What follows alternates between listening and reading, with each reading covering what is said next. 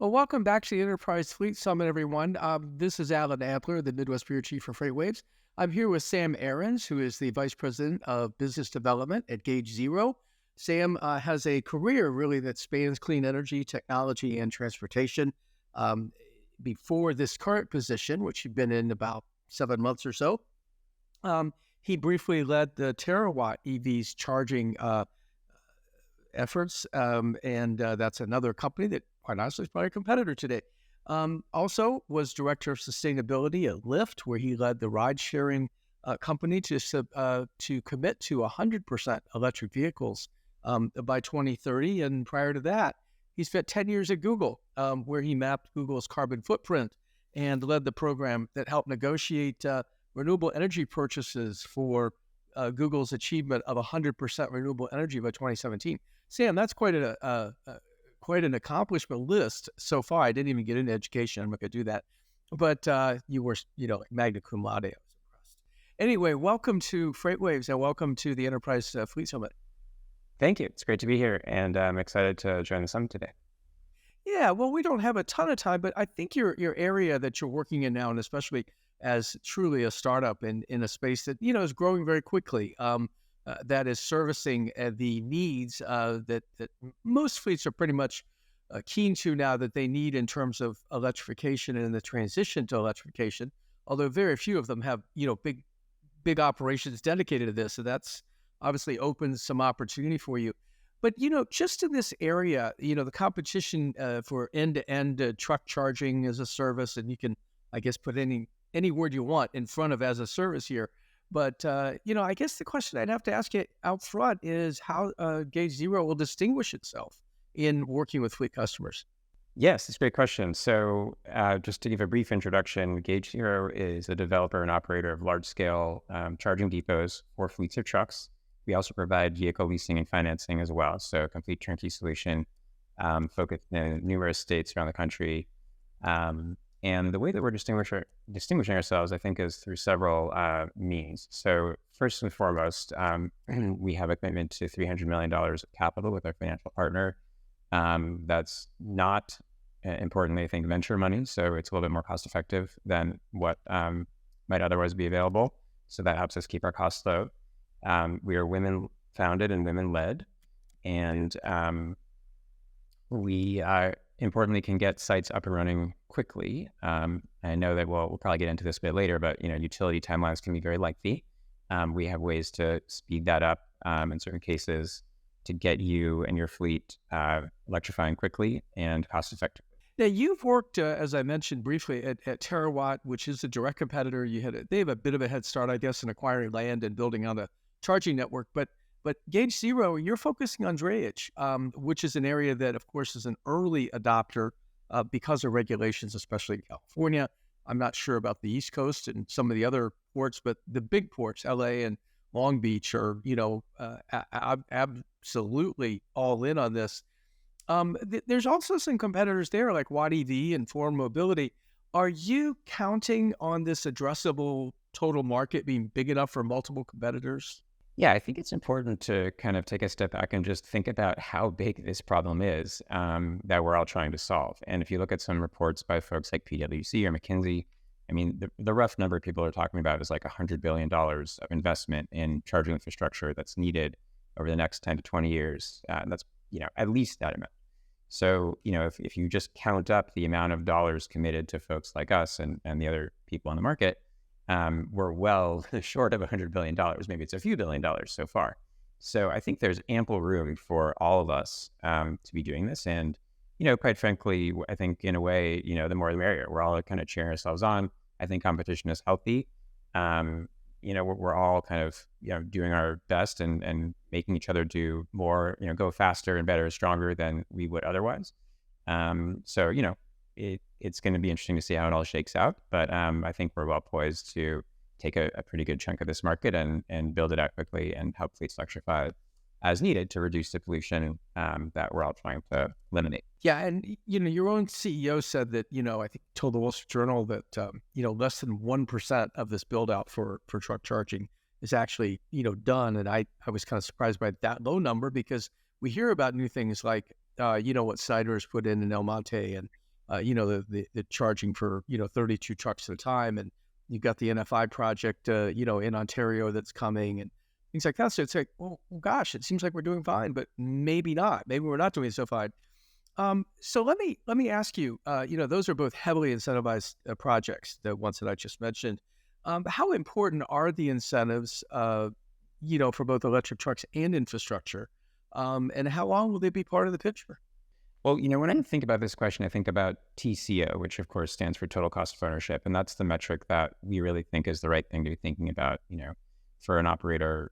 Am I going to be ultimately paying less for this solution, or am I going to be paying more, right? That's the important question.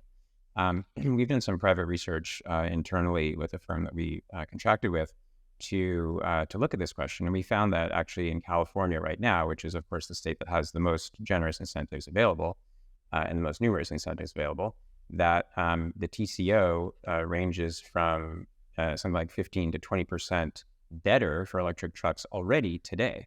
And that will only improve over time as more models become available, as costs come down, both for the upfront cost of the vehicle, but also the maintenance costs of electric vehicles.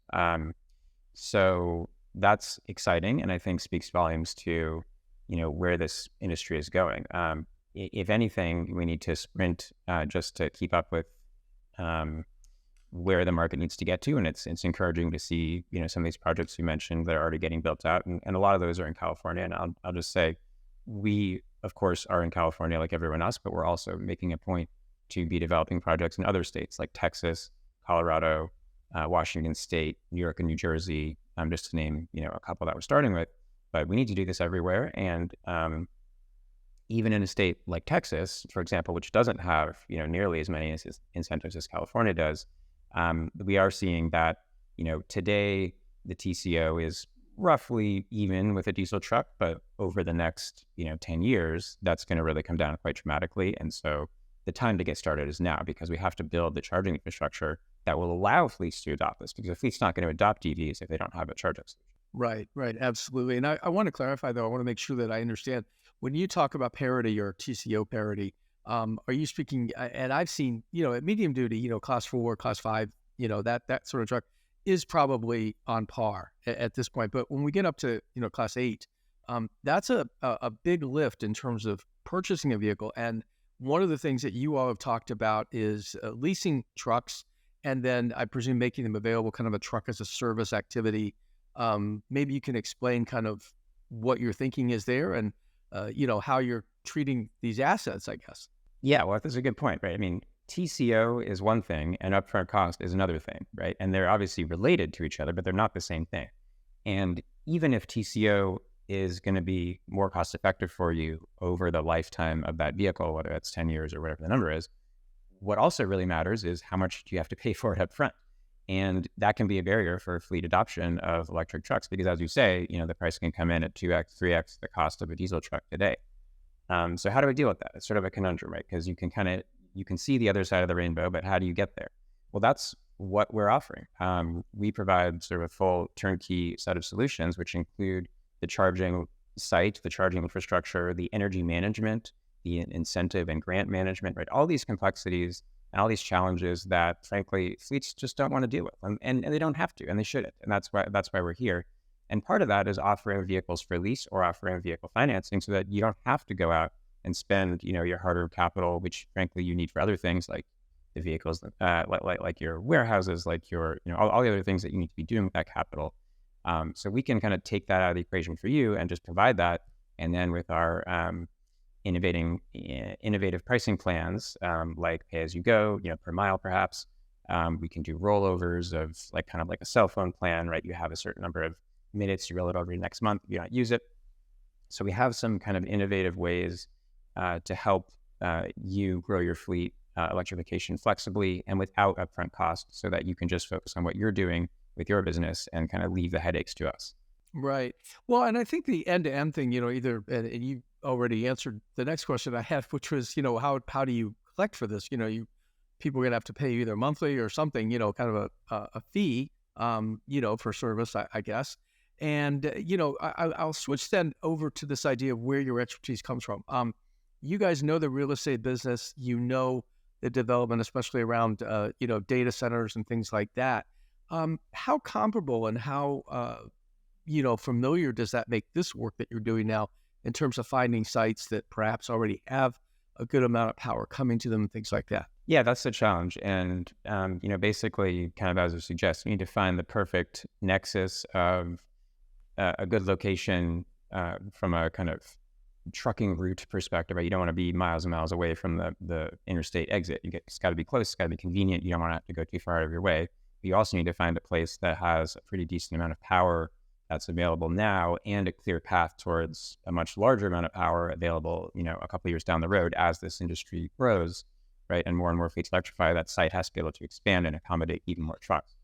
All of that also has to be in a location where there are a lot of fleets that are doing business there. So if you found a great site, in the middle of the desert somewhere, great, but no one's there, right? Can't use it. So you need to have lots of fleets that are right around. And then you have to layer on top of that the utility rate structure, right? What's the price of electricity? How does it vary during the day? Is there a good solar resource? Because we typically think about doing solar and battery storage to help make the electricity cost more cost effective for customers. So there's all this whole host of factors you've got to consider. And that's where expertise really lies, because we're a group of folks who've mostly come from the solar and wind world, who have been doing development of really big scale energy infrastructure projects, over $10 billion worth of projects actually in our kind of prior lives. And so we know how to do this. We know how to talk to utilities. We know how to find the land. We know how to permit it. We know how to construct it. And then most importantly, for our fleet customers, we know how to operate it at high reliability because we're used to doing that. And that's super important, because what we want to do is have minimal disruption to your operations, right? Like, you need to just do your business as you've been doing it, not have to change, almost anything at all, ideally. And to do that, you need infrastructure that's reliable, that has a high uptime, and that's what we provide. You've suggested that perhaps you know how to sort of cut down. I joked with you yesterday about this, that you can cut down the sort of the utility wait time. And I said, I guess that means you just bring your own switchgear or something like that. But how would you address that? Because, we do have projects, and my favorite quote of all is Rakesh Ania from Daimler Truck, who says, I can get you an eCascadia in 5 months, but if you need a transformer, that's 5 years. And, do you have a way to sort of shorten up that utility, I'll call it trench time for lack of a better term? Yeah, so I think there's a couple aspects here. So part of it is the relationships that we have with utilities and infrastructure providers already from our past lives that we bring to the table here. So we know who to talk to. We know how to get the right warranties. We know how to get, into the queues and get our equipment kind of reserved as quickly as we can, ahead of time, so that we don't have to have a 5-year wait time. Partly it's about being able to deploy temporary solutions that can grow as the fleet is growing as well. So, a fleet today, maybe you don't have any EVs, or maybe you have just 2 or 3 or 4. And that is an easier problem to solve from an electricity perspective quickly. And you can actually do that with what I guess I would sort of call more temporary chargers that can be there while the full capacity of the site is being built out and the utility upgrade is being constructed and stuff. So yeah, I'm glad you brought that up, because I think this idea of mobile charging is definitely one of these things. We're seeing more and more mobile charging opportunities come up. I remember Trillium was early, but now we've got, Lightning Motors is doing it. You've got XOS doing it. A lot of these folks have these mobile chargers. Let me ask you, and we only have about a minute to go here. Let me ask you for your take on on-site power. That is, extra battery power to sort of cut down on the needs from the grid and things like that. Is that part of the plan, or what you're doing? that can be part of the plan for sure. Being able to charge a battery when electricity is cheaper and then discharge it to the vehicles when they need it, so they don't have to disrupt their operations. That's definitely a part of it. And that's one way to get started more quickly on a site. You can also bring in mobile charging, as you're suggesting. There is a variety of folks offering battery integrated chargers as well, which is in a way sort of the same thing as having a battery, but it's just the battery and the charger kind of in one package. So those are some of those solutions that we think about. And, what matters most is working with the customer to understand their needs, understand how their fleet operates, and then tailor our solution to their needs so that everything can get up and running as quickly as possible, and the site can grow with them as their fleet electrifies. All right. Well, Sam, listen, this is terrific. Thanks. We could spend more time, but we don't have it. Great to have you here on the Enterprise Fleet Summit, and thanks for joining us today. Thank you, Alan. It's been a pleasure.